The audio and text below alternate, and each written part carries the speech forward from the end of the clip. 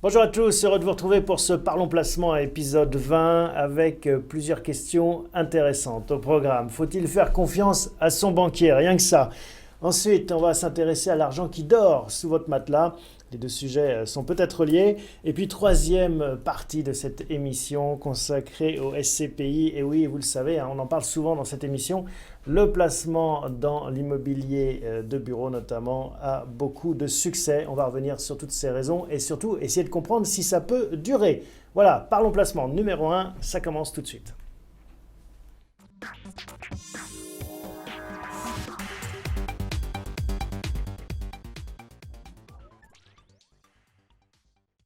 Bonjour Jonathan. Bonjour Thomas. Banque, risque ou opportunité, on va parler de ce sujet. Alors, pas faut-il faire confiance à son banquier en tant qu'emprunteur ou pour aller déposer son argent, encore que, on va voir que c'est peut-être lié, mais surtout en tant qu'investisseur. C'est la partie marché financier qui nous intéresse. Vous nous avez apporté deux graphiques pour planter le décor. Oui, un premier tableau qui a été fait aujourd'hui qui montre en fait l'évolution des valeurs bancaires Elles sont à la cave. Crédit BNP, Société Générale depuis 6 mois par rapport au CAC 40. Pourquoi 6 mois en fait? C'est à peu près le moment où vous aviez enlevé votre cravate. Je vois qu'aujourd'hui vous l'avez remis, ce qui montre Oui. que les choses se gâtent. C'est effectivement cette valeur bancaire, on voit que ça se gâte. Les modes changent simplement. Donc actuellement, les banques ne sont pas à la mode. Non, elles perdent environ 20%, 17 pour le Crédit Agricole, 22 pour la Société Générale, quand le CAC est à peu près stable, il fait moins 2 sur les 6 derniers mois. Comment est-ce qu'on explique ce décrochage? Alors, ce décrochage, en fait, s'explique par trois éléments. Le premier, c'est l'inquiétude sur la croissance mondiale. On l'a vu d'abord sur la Chine, sur les émergents, et puis ensuite sur les États-Unis. Et on sait que lorsque la croissance faiblit, lorsqu'il y a une récession, ça provoque des pertes dans les banques. Les gens ne remboursent pas leur crédit, et ça se traduit par des pertes dans les banques. Mais je croyais qu'on sortait de la récession aux États-Unis, on commence à relever les taux, on est déjà retombé C'est dans un l'inquiétude cycle. qu'il y a effectivement en ce moment sur les marchés. Je pense que les marchés suragissent par rapport à ça. Il y a un ralentissement, la croissance est un peu plus faible aux En tout cas, il y États-Unis. a cette crainte. Il y a cette crainte qui est là. La croissance mondiale est un peu plus faible, mais elle sera quand même de 3%, Ouais. et non plus de 3,5% ou 5%, comme Et on l'a on- eu il y a quelques années. Et on pourrait dire que quand la croissance s'enrhume, le banquier éternue. Voilà Tout à fait. une des premières causes. Vous nous avez apporté, on va revenir sur les autres causes, mais je parlais de deux graphiques, on voudrait voir le deuxième. Alors le deuxième, c'est les CDS, les Credit Default Swap. Ouais, les assurances en français. Exactement. C'est une assurance contre la faillite d'une banque. Mm. Là, on montre le CDS, l'assurance contre la faillite de la Société Générale. On voit qu'il y a du stress, ça monte très haut. Exactement. C'est un révélateur du stress, de la tension qu'il y a sur les marchés. C'est un révélateur en fait de la crainte que la Société Générale, ici en particulier, mais c'est vrai pour toutes les banques européennes et les banques françaises en particulier, que ces banques-là ne remboursent plus en fait les actionnaires, les détenteurs d'obligations. Bon, donc ça c'est pour illustrer en effet la défiance qu'il y a vis-à-vis du secteur bancaire. On a vu les raisons, inquiétude sur la croissance mondiale, Chine, États-Unis, Europe. Quelles sont les autres raisons? Alors, la deuxième raison, qui est peut-être encore plus importante pour le marché, c'est la baisse des prix du pétrole. Le secteur pétrolier souffre parce que les prix sont orientés à la baisse, les marges des pétroliers sont orientées à la baisse. Mais quel rapport avec les banques? Et les banques ont prêté au secteur pétrolier. Le secteur pétrolier a émis des obligations achetées par les banques. Et donc, on a peur que des faillites interviennent dans le secteur pétrolier et qu'encore une fois, il y ait des pertes dans les banques. Mais en France, on n'a pas de pétrole, on a des idées. Est-ce qu'on prête à des pétroliers? Effectivement, c'est là où il y a une exagération du marché. En fait, toutes les banques sont logées à la même enseigne. Il y en a qui ont prêté au secteur pétrolier, d'autres ont moins prêté au secteur pétrolier. La Société Générale a évoqué en fait ces chiffres-là. L'exposition est de moins de 3%, 2 à 3% au secteur pétrolier. De l'ensemble de ces prêts, en fait. L'ensemble de ces prêts en fait représente 2 à 3% pour le secteur pétrolier. Vous voyez, c'est une exposition qui est très très faible. Rapprochons ça en fait à la crise 2008, lorsqu'il y avait une crise des subprimes, une crise immobilière. Le secteur immobilier à ce moment-là, c'était 60% des prêts. Vous voyez, en fait, l'enjeu n'est pas du tout le même par rapport à 2008. Donc, ralentissement de la croissance redouté, secteur pétrolier qui pourrait entraîner des défauts de paiement.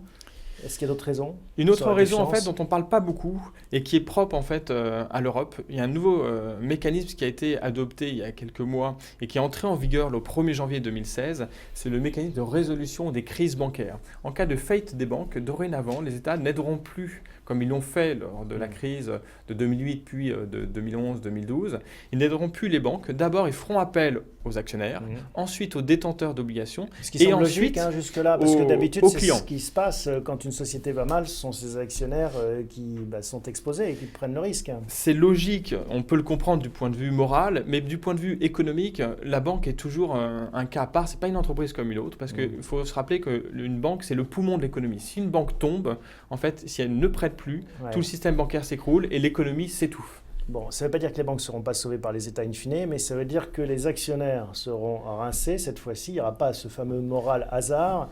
Et c'est ça aussi qui est un facteur de crainte.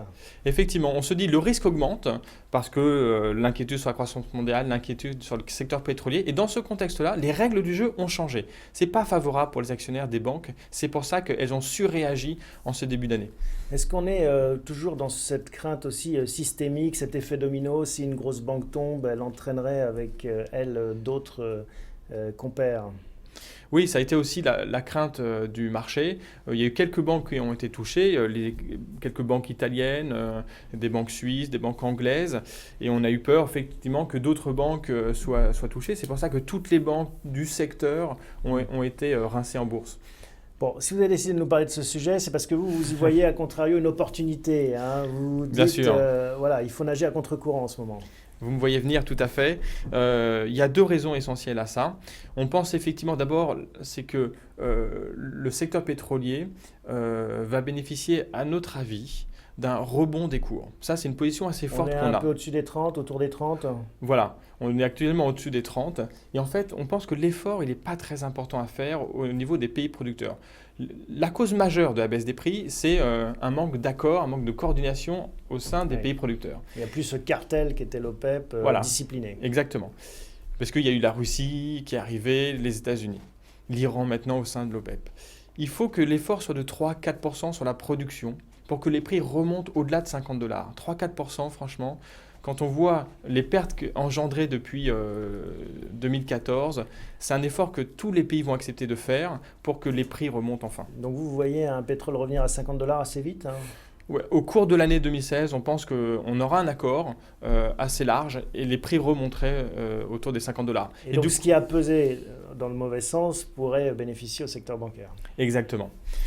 L'autre élément, c'est la BCE. Vous vous rappelez, il y a un an, elle avait lancé son quantitative easing.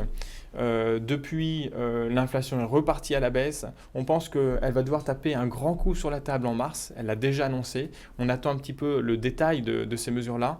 Mais ça sera favorable aux banques parce que le but de la BCE, c'est d'aider le crédit à repartir, d'aider les banques à prêter à leurs clients. Mais ça, elle l'a déjà fait pas mal, essayer de relancer la machine en prêtant beaucoup aux banques. Et c'est pour ça d'ailleurs que les banques redégagent des profits. Oui, tout à fait, mais il y a encore de la marge. Quand on compare en fait ce qu'a fait la Fed ces dernières années, on se rend compte que malgré l'effort de 2015, il y a encore beaucoup à faire en fait. Il a parlé de moyens illimités. Tant qu'on n'arrive pas à des objectifs clairs, il faut qu'elles continuent à mettre de l'argent sur la table. Et un des soucis des banques, c'est l'espèce d'aplatissement de la courbe des taux. Elles ont du mal à transformer des taux courts en taux longs avec un delta intéressant. Ça risque aussi de perdurer, ça, non ? Ça, effectivement, ça c'est structurellement, ça pèse sur le résultat de la banque de détail, mais elles ont quelques réponses à ça. Elles peuvent couper dans les coûts en face, elles peuvent prendre un petit peu plus de commission. Globalement, on regarde les résultats qu'elles ont publiés. Les trois banques, c'est à peu près plus 50% par rapport à 2014, résultat 2015 par rapport à 2014, et elles sont encore attendues en hausse en 2016. Donc, moralité, vous nous dites, il faut acheter des actions bancaires en ce moment. Il faut acheter des banques. Allez sur le site de bienprévoir.fr. Nous avons deux types de produits structurés qui permettent de profiter de la hausse. Quelle banque, par exemple ? On en a sur le Crédit Agricole. Et puis, on a un autre produit sur un panier des 3 BNP, Crédit Agricole, Société Générale, qui verse un coupon si les banques n'ont pas baissé de plus de 50%. Bon, c'est courageux parce que à ce plateau, beaucoup de gens défilent, notamment pour parler des marchés financiers, et aucun ne mise sur ce secteur bancaire en ce moment. Donc là, vous prenez un risque. Ah oui, c'est comme ça qu'on gagne de l'argent. Il faut savoir prendre des risques au bon moment. Et ben voilà, on va suivre ce pari intéressant que vous nous avez présenté, Jonathan. Merci beaucoup. À très bientôt. Merci à vous.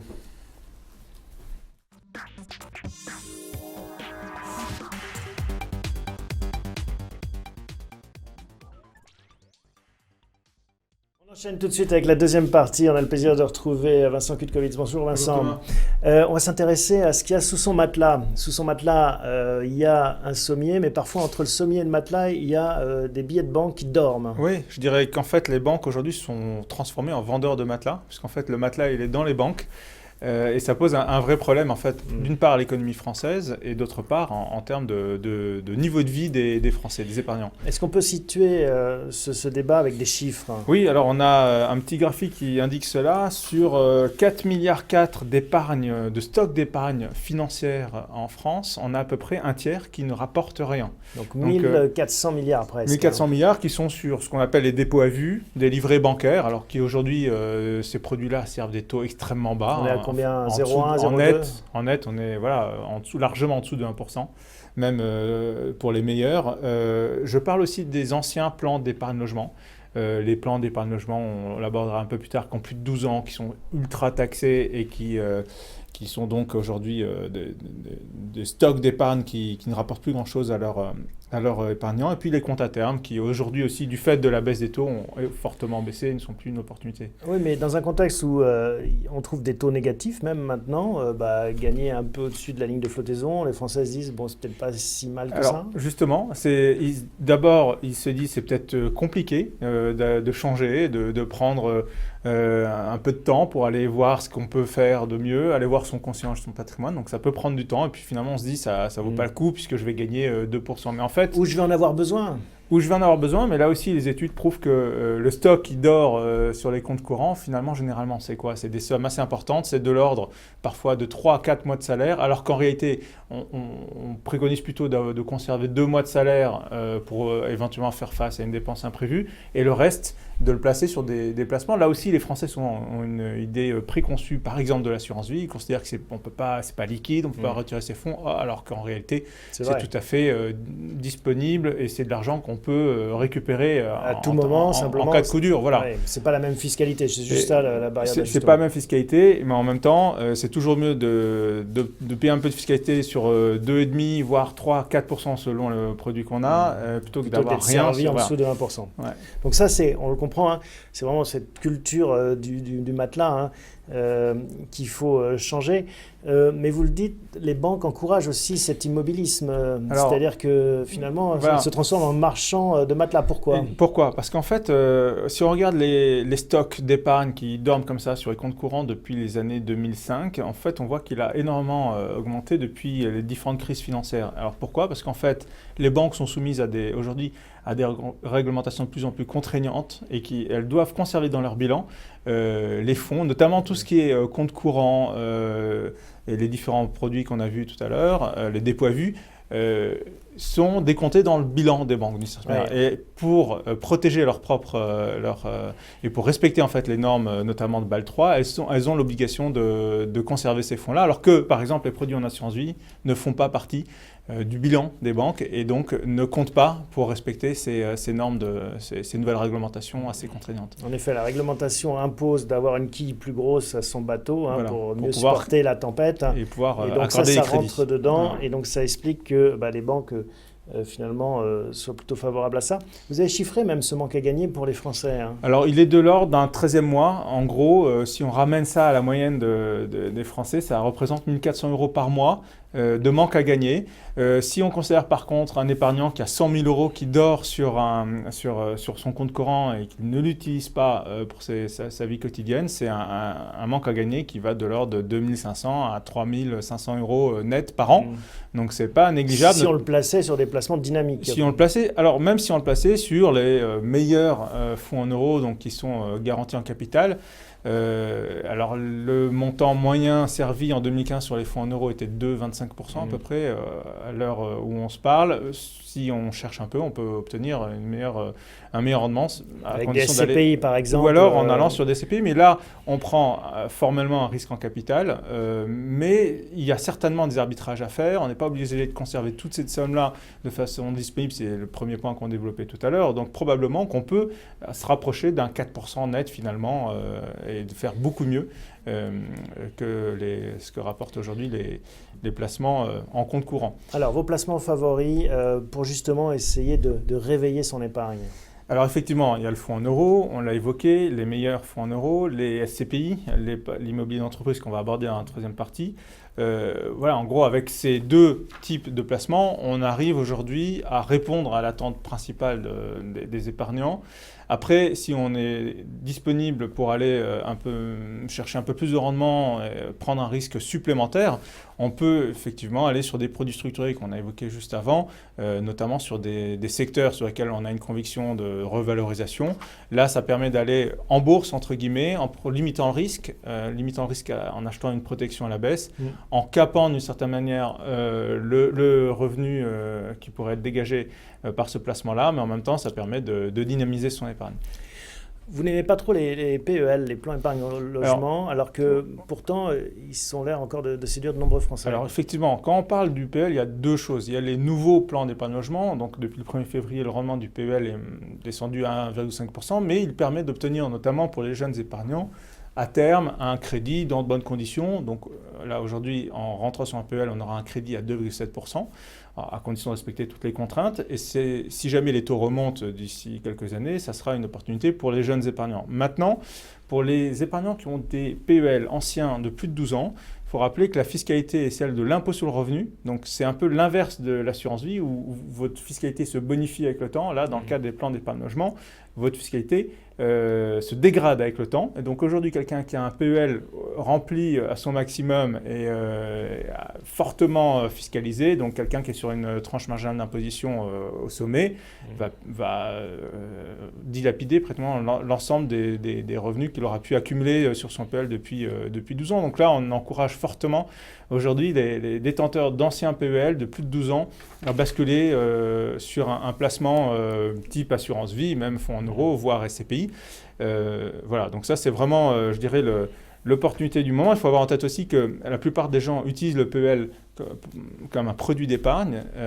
Aujourd'hui, un ancien PEL vous offre un crédit à plus de 4%, donc c'est complètement hors marché, donc vous n'avez même pas l'opportunité d'utiliser ce PEL pour faire l'achat d'un bien immobilier. Bon, résultat, il faut faire un peu des arbitrages, faire le ménage dans ces placements. Et puis, exactement, il faut prendre le temps. Il faut prendre le temps. Opportuniste. Exactement, être opportuniste. Et ça a un impact sur son niveau de vie en fin d'année. Donc il y a un enjeu fiscal généralement et un enjeu en termes de revenus. Que vous chiffrez donc à un 13e mois, l'équivalent, ce qui n'est pas rien.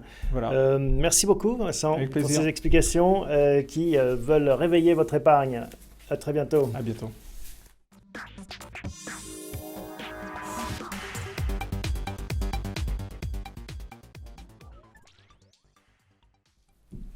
On a le plaisir d'accueillir un invité exceptionnel en la personne de Thierry Sévoumians. Bonjour. Bonjour. Bienvenue, vous êtes directeur général Française AM Finance Service. On accueille également à nouveau Jonathan. On va parler ensemble de SCPI, mais un mot pour commencer pour présenter votre maison, la Française AM. Écoutez, la Française AM est un groupe qui est adossé à un institutionnel, qui est le Crédit Mutuel Nord-Europe. Nous sommes des gérants avant tout, 50 milliards d'euros sous gestion, ça commence à nous donner une taille critique intéressante, et avec deux métiers, l'un la gestion des valeurs mobilières et l'autre la partie plus immobilière, et sur l'immobilier, notamment sur les produits SCPI dont on va parler, avec 20% de la capitalisation nationale et une gestion de près de 3 millions de mètres carrés pour situer. Bon, donc vous savez de quoi vous parlez, on parle énormément dans cette émission de SCPI, ce placement. Comment est-ce que vous, en tant qu'acteur de ce secteur, vous expliquez cet engouement ? Écoutez, un engouement qui est très intéressant, pour donner quelques chiffres. La progression de la collecte en 2014 devait être de l'ordre de 50%. Nous allons encore connaître sur la collecte de l'année 2015 à peu près le même niveau, donc plus 50%.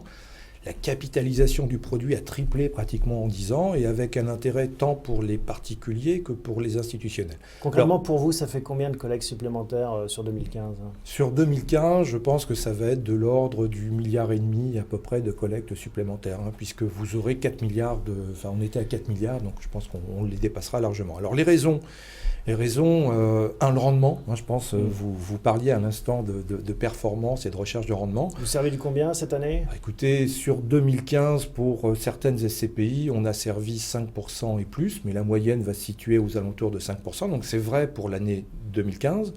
Quand on regarde un petit peu dans le rétroviseur et leur comportement sur les 10-15 dernières années, sur 10 ans, ça doit être de l'ordre en moyenne, rendement plus valorisation de l'ordre de 8%. Et ça va tenir, ça, parce que c'est la question aussi. Est-ce que 2016, 2017, 2018 sont sur ce même rythme ? Écoutez, là, sur cette année 2015, le rendement a été de l'ordre de 5%. Aujourd'hui, vous avez un effet de stock, de patrimoine.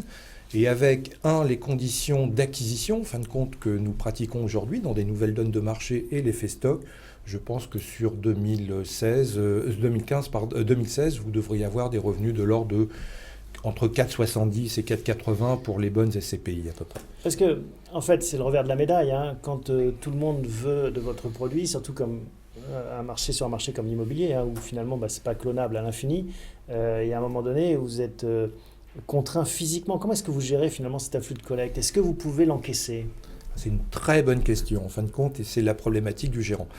Vous savez, en termes d'immobilier, il faut pouvoir investir. Et avec une particularité en ce qui nous concerne, c'est que quand on prend des capitaux à la souscription, il faut qu'on arrive à verser ces rendements de l'ordre de 5%. Donc très concrètement, le gérant va déterminer une collecte maximum dans son année qui sera adaptée par rapport à sa capacité d'aller chercher ses investissements. Très concrètement pour nous, pour prendre certains de nos véhicules premiers, ce sera de l'ordre de 200 millions, 250 millions. Ça veut dire qu'au-delà, vous allez refuser mon chèque ?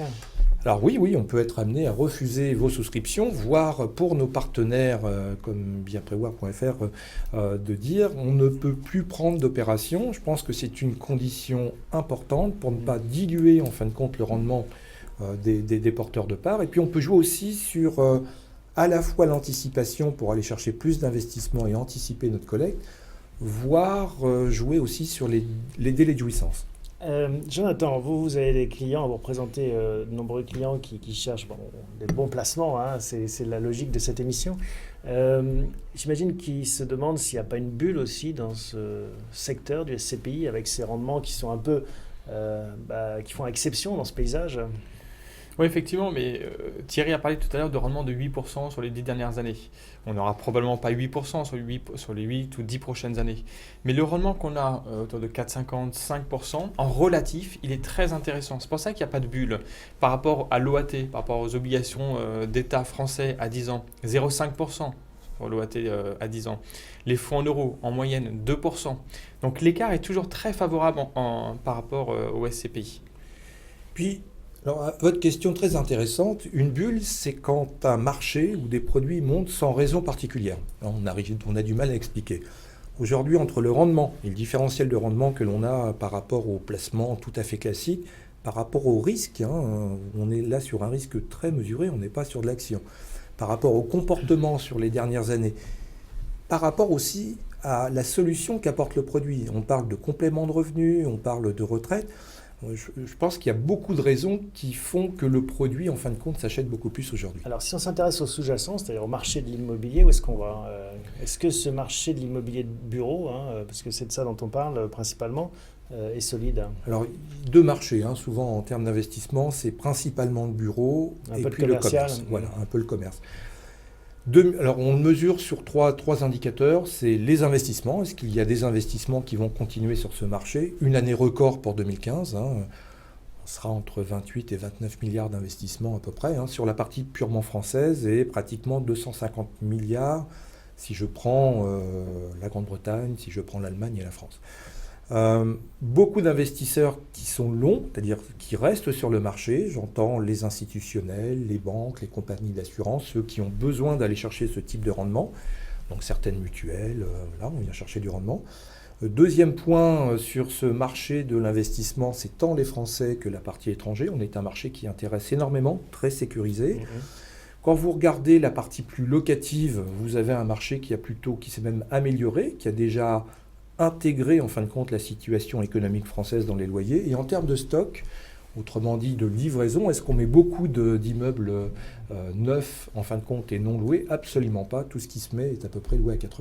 Est-ce qu'on peut garder un marché locatif dynamique alors que, objectivement, la situation économique de ce pays ne fait pas forcément d'étincelles, que ce soit pour l'immobilier de bureau ou commercial? On voit bien une économie qui est quand même pas au firmament. Alors, vous avez raison. Deux choses. Déjà, le marché de l'immobilier d'entreprise s'autorégule. Il faut savoir que même si on arrivait avec X milliards de plus, le particularisme, c'est que tout le monde veut la même chose. Tout le monde veut des immeubles dans Paris aux premières couronnes, le mieux loué, le meilleur locataire, le meilleur rendement. Et donc on a du mal à offrir ça. Ce qui se passe, c'est que le marché peine en fin de compte à trouver de l'investissement. Donc on est plutôt sage et surtout il y a peu d'opérations en blanc, c'est-à-dire sans locataire, qui se construisent ou qui se construisent sans être certain en fin de compte de pouvoir. Donc le risque du locataire est pas Il est très déjà intégré, présent. vous savez, ça fait depuis 2007 qu'on a intégré cette condition et ce contexte économique. L'autre risque qui pourrait faire dérailler un peu cette belle mécanique, c'est le risque d'une hausse des taux. C'est ça. Il y a deux risques sur une SCPI. Vous avez le risque du premier moteur, c'est-à-dire le locataire, et donc l'activité économique, mais je pense qu'on sait bien l'adapter à ce niveau-là. Et le deuxième point, ce serait une montée des taux très violente. Tout dépend comment elle s'opère. Si vous avez une montée des taux classique, mesurée, continue, c'est le merveilleux mécanisme en fin de compte de l'indexation de ces loyers. On peut augmenter en fin de compte les loyers au fur et à mesure de la reprise. Si c'est fort, mais ça sera vrai pour d'autres marchés, l'obligation, l'action. Mais ce n'est pas votre dangereux. scénario principal, une remontée brutale. Alors, on l'a vu, même aux États-Unis, Tout à fait. ça patine et autres. Donc ça ne milite pas dans le sens d'une remontée brutale des taux. Effectivement, notre scénario, c'est que les taux restent durablement bas. On voit la BCE a commencé qu'en 2015 à faire son quantitative easing. Elle va remettre une couche, on en a parlé en mars. Elle n'est qu'au début en fait, de ce large programme de quantitative easing. La Fed a mis un programme sur 8-10 ans. La BCE a encore au moins 5 ans devant elle, peut-être plus. Ce n'est pas encore ce que les marchés ont dans le pricing, mais il faut s'attendre à ce que ce soit très très long. Bon, donc le job de Thierry va continuer à être paisible, un long fleuve tranquille. Vous me rassurez, c'est ce qu'on vous souhaite. vous me rassurez. On va parler produits un petit peu pour Oui. finir. On va mettre en avant deux produits dans votre gamme. Épargne foncière tout d'abord. Pourquoi est-ce que c'est un produit phare chez vous, épargne foncière? Quelles sont ses qualités? Écoutez, c'est un petit peu mon produit fétiche sur épargne foncière. Si je devais le comparer, c'est vraiment le produit vaisseau amiral solide. Il joue vraiment les règles de la mutualisation puisque c'est un peu plus d'1,5 milliard en fin de compte de capitalisation. C'est 500 000 mètres carrés en fin de compte. C'est 70% Paris, région parisienne. C'est très bien diversifié avec à la fois 70% bureaux et 30% du commerce. On a même des immeubles où on y loge un locataire prestigieux qui est Carrefour, par exemple. Et c'est un rendement qui était de 5%, qui a valorisé de 2% d'ailleurs sur l'année 2015 et qui devrait s'afficher dans les fourchettes que je vous situais tout à l'heure, 4,75, 4,80. Donc épargne foncière et puis Europe Immo, un petit nouveau. Alors ça, c'est un petit peu l'émancipation des gérants des SCPI, c'est de pouvoir investir à l'étranger. Alors pour nous, c'est l'Europe. Vous aviez envie de voyager? Oui. Sortir Puis du l'Allemagne, c'est pas périphérique, loin, vous voyez. L'Allemagne, c'est pas loin, mais c'est surtout une économie qui est très dynamique. Ce sont des prix locatifs qui sont en deçà de l'Hexagone, des prix également en valeur métrique qui sont en deçà. Et puis il y a un point très particulier, c'est que nous bénéficions d'un traitement fiscal assez particulier pour le client, puisque dans la convention franco-allemande, l'impôt est payé en Allemagne, on s'occupe de tout, mais c'est 15%. Ouais. C'est juste C'est intéressant. pas négligeable. Donc pour vous, Europe, c'est France-Allemagne, ça va pas au-delà. Pour nous, les trois premiers marchés européens, c'est dans l'ordre, l'Angleterre, l'Allemagne et la France. Mais là, dans Europe Immo, il n'y a pas d'Angleterre. Non, parce que sur l'Angleterre, c'est un marché intéressant, à mon sens cher, très focus, très dirigé notamment sur la partie finance, et surtout, Et ça, on en a horreur, c'est de gérer le risque de devise. Si vous regardez en ce moment la livre, c'est Ouais, juste. et puis avec le c'est Brexit, juste on n'avait embêtant. peut-être pas Voilà. sorti. Un mot de conclusion, Jonathan? Oui, on a déjà parlé en fait, nous chez Bien Prévoir, on privilégie les SCPI qui ont une grosse capitalisation. Pourquoi en fait? Ça permet de diversifier le risque. Et c'est une règle d'or, il n'y a pas de garantie en capital, mais la meilleure garantie c'est la diversification. Et c'est ce que Ouais. permet des véhicules comme épargne foncière notamment. On ne met pas tout sur un ou deux immeubles. Non, il y en a un peu plus que ça je crois.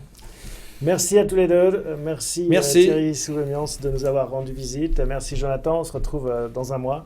Et puis, vous reviendrez nous voir. Un produit qui va bien, c'est rare, c'est bien en ce Et moment. oui, ça fait du bien au moral. Merci à tous. On se retrouve dans un mois.